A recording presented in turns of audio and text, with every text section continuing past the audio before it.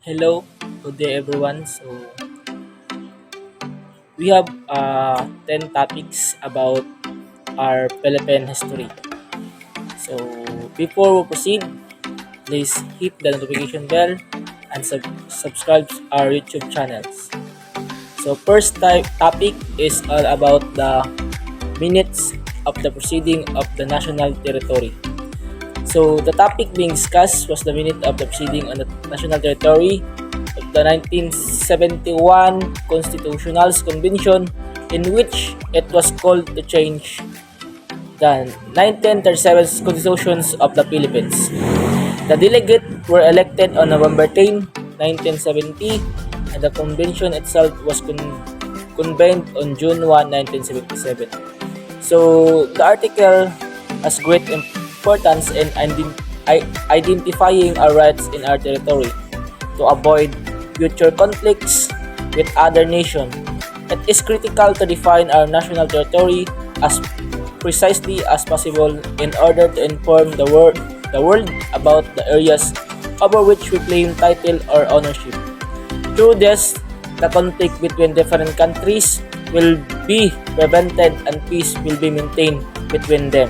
So let's proceed to our second topic, which is the role of Islam in the history of the Filipino people.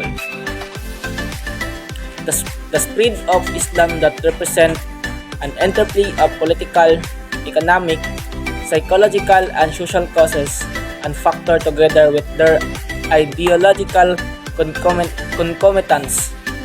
So, as I read the article, I realized that the role of the Islam in the history of the Filipino people is no doubt ranked at the first line of historical development of the Philippines. So, the Muslim Sultanate institutions and the religion's legacy of Islam have nurtured the doctrine of Bangsamoro nationalism. So, the cohesiveness of the Muslim groups under the spirit of Islamic Brotherhood is a living reality of Bangsamoro nationalism. So the third topic being discussed was about the history of terrorism in the Philippines.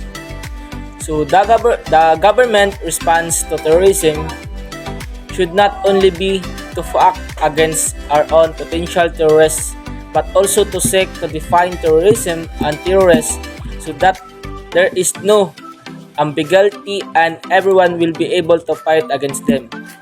So we should not seek to avenge particularly killings of innocent people. We should seek to fight all terrorists everywhere, and we should fight them not just by action but more by winning the hearts and minds of the people. So as a reduce of attraction of act of terror for those who see no means of redress for their own suffering. So the fourth topic being discussed. So it's all about the agreement on peace between the government of the Republic of the Philippines and the Moro Islamic Liberation Front. So it was determined to establish a peaceful environment and a normal condition of life in the Bangsamoro homeland.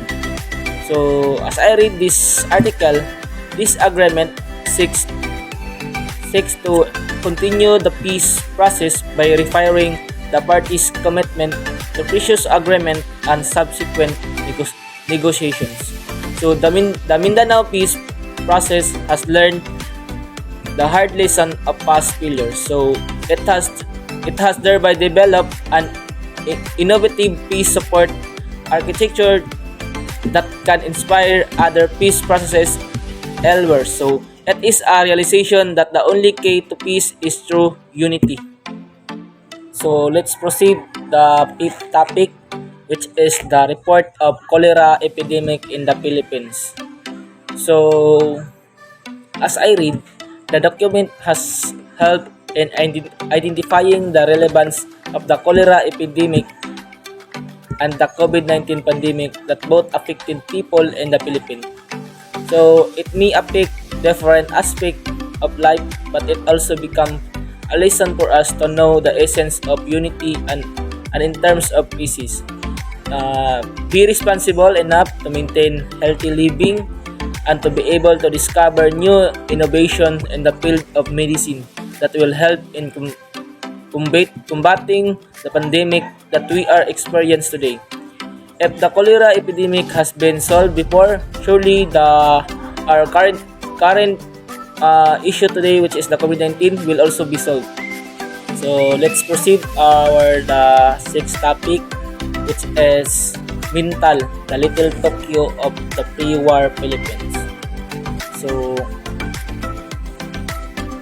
So it was considered Davao Little Tokyo, where the Japanese have settled and built infrastructure that has contributed a lot to contemporary life and culture in Davao City. So, and Barangay Mintal is an example of forgotten heritage in Philippines. So, the traditions, stories, and civic commemorations transformed to the place into a better community. So, knowing this history allow me to make connection between the past and the present. It also allow us to strengthen our community so that we can be better and improve. So, the seventh topic, so it's all about the message of His Excellency Sergio Osmeña. So, it was discussed in this document that State of Nation address of former President Sergio Osmeña, wherein he addressed the member of Congress using the opportunity to narrate the Philippine Commonwealth's better fight against the war. So this time, he described that meeting as a moment of great historic importance because it was the first time the country's lawmaker convened after a year of wars. So this document made me feel like an inspired Filipino. President Osmeña was one of those who fight for true peace and freedom of the Filipino people. And it gives me the feeling of being thankful to all our beloved heroes who fought against the war despite the fact that they might lose their lives. And with that, I realized that fighting for our freedom is like celebrating those who fight for it. So let's proceed our eighth topic, which is President Duterte inaugural address. So this document discusses President Rodrigo Roa Duterte inaugural address, in which he stated that corruption at all levels of governments, criminality, and the rampant sale of illegal drugs affect all strata of Philippine society and result in the breakdown of law and order. He also said that the real problem that confront the country is the erosion of faith and trust in the government and its leader. So he promised will change, and he said that no leader can succeed at any time of national importance unless he has the support and cooperation of the people. So I can see myself in this, as it is eye-open for me to see our country's problem. His way of leading is one of the great lessons I have learned from him. So as I have observed in this administration, he fulfilled all his promise for the country. I admire his courage and strength to realize, fearlessly face, and address our country. So let's proceed our ninth topic ay being discussed, entitled Report of His Excellency President Marcos to the Batasang Pambansa, which emerged from our historical experience and national dream.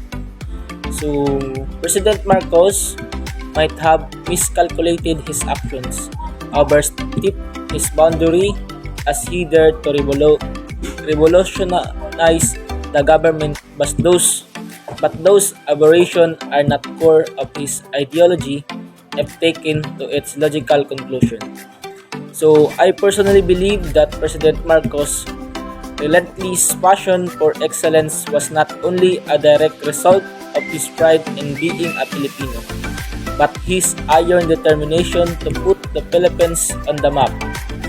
So I can say that all his dream and goal was for the country and for the succeeding generation to come.